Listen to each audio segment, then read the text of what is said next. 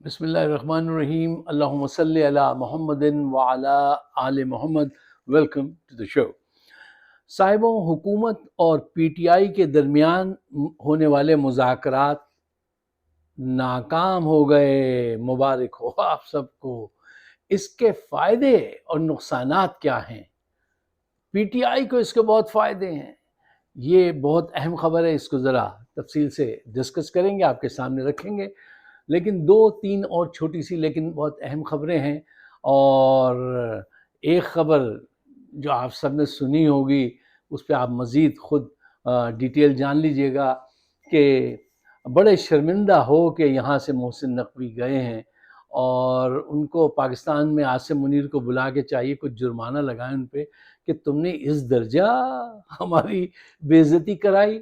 یہاں پہ جو گورا ان کو نظر آیا اس کو روک کے کہا پائی جان ایک فوٹو تے بنا لئیے، کار بھیجنی، گھر بھیجنی، پاکستان بھیجنی ہے تو یہ ایک تصویر بنوا لیجئے۔ دیکھیے یہ کتنی شرمندگی کی بات ہے، بے عزتی کی بات ہے۔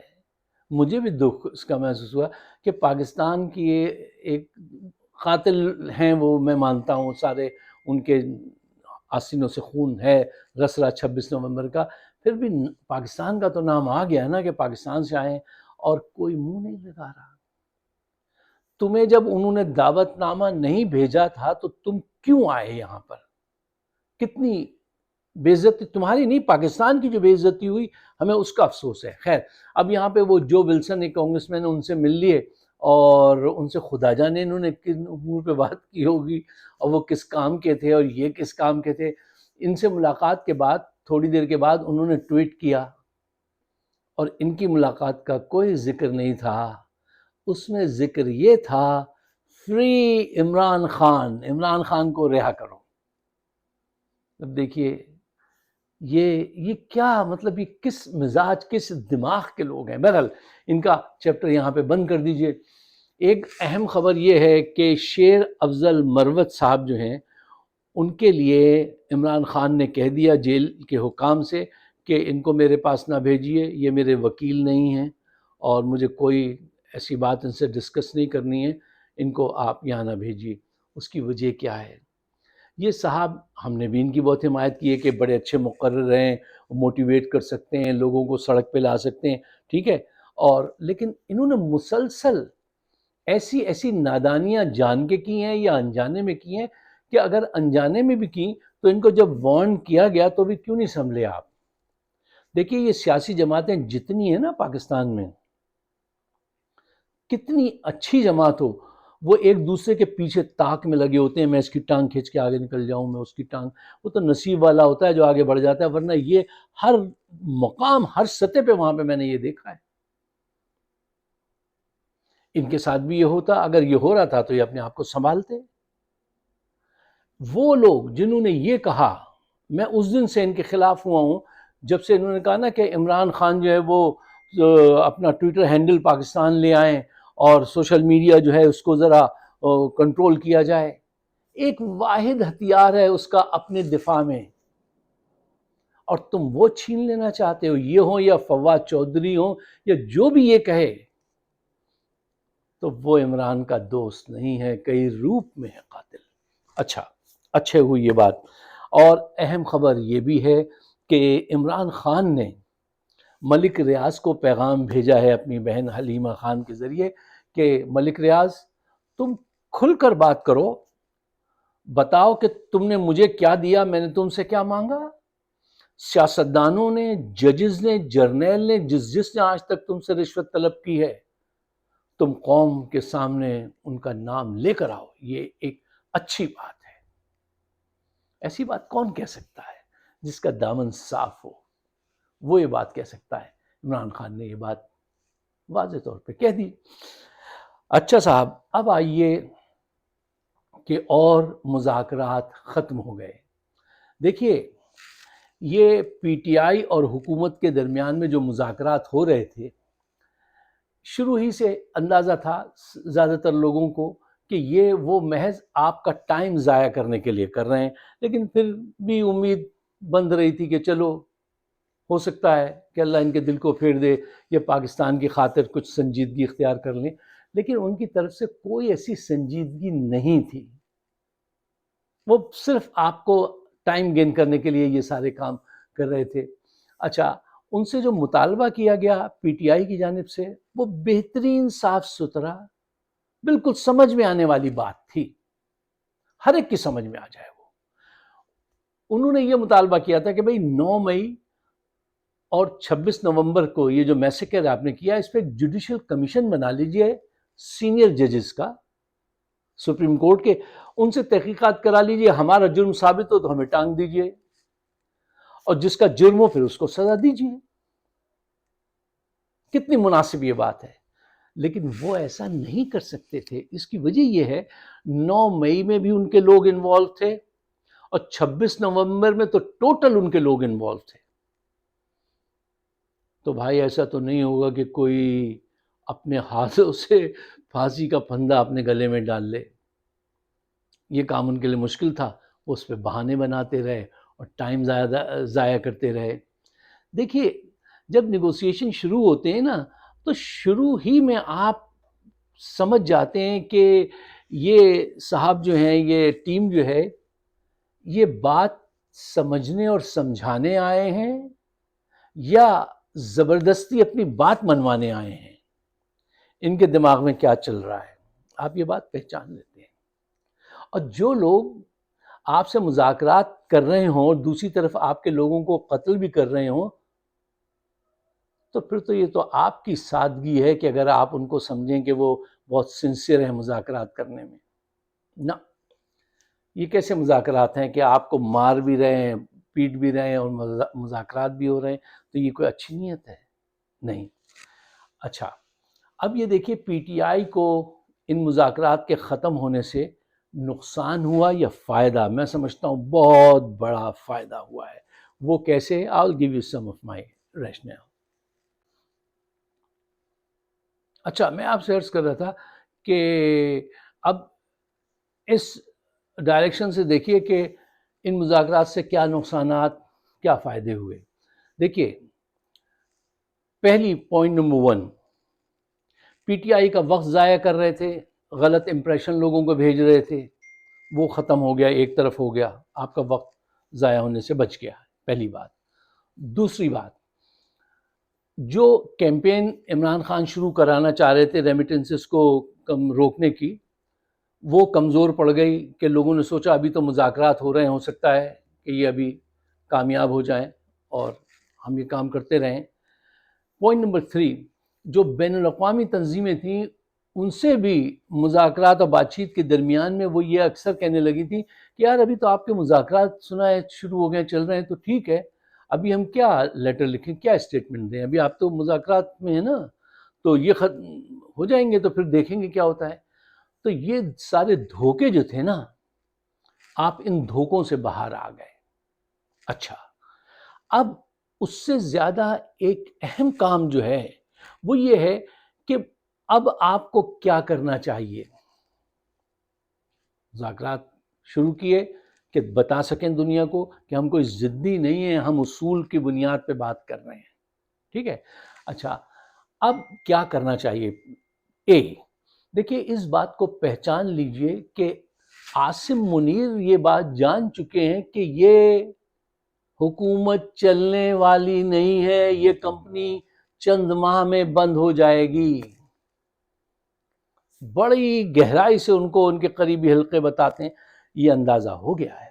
مجھے ایک قصہ یاد آیا کہ ایک بڑے سینئر شاعر تھے، تو وہ مشاعرے میں شامیانے کے باہر بیٹھے شراب نوش فرما رہے تھے.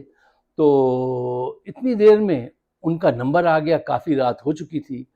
تو جو شراب ان کو پلا رہے تھے لڑکے باہر ٹینٹ کے، ان میں سے ایک سینئر نے آگے جونیئر سے کہا اب ان کو اور گلاس مت دینا، ان کا نمبر آنے والا ہے.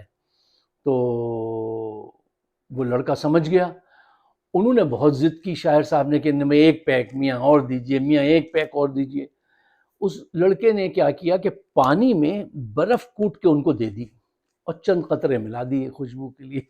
تو وہ جب پینے لگے انہوں نے ایک دفعہ پھر رکے، دوسری دفعہ رکے، پھر کہنے لگے میاں یہ اس مرتبہ جو آپ نے دی ہے یہ شراب، یہ کمپنی زیادہ دیر چلنے والی نہیں ہے، اس کو بتا دیجئے کہ چند ماہ میں تمہاری کمپنی بند ہو جائے گی۔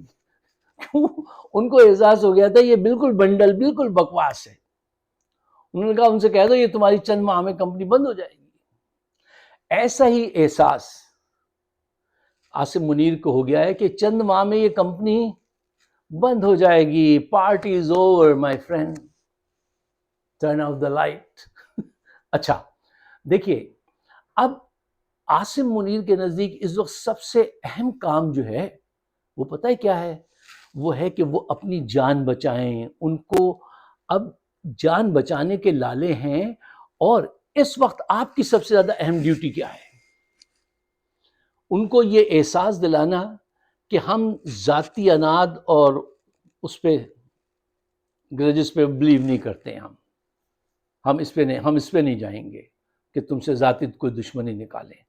ان کو ذرا سی تھوڑا سا سیکیورٹی کا انداز سیکیور کیجیے اور باہر کی طرف دھکا دیجیے۔ یہ بہت اہم ڈیوٹی ہے اس وقت پی ٹی آئی کے جو لیڈرشپ ہے کہ وہ یہ احساس اور یہ چیز جو ہے وہ آگے بڑھائیں۔ کیوں؟ ان کو احساس ہو گیا ہے کہ بس اطلاع دے دو کہ اب یہ پارٹی نہیں چلنے والی، یہ کمپنی چند ماہ میں بند ہو جائے گی۔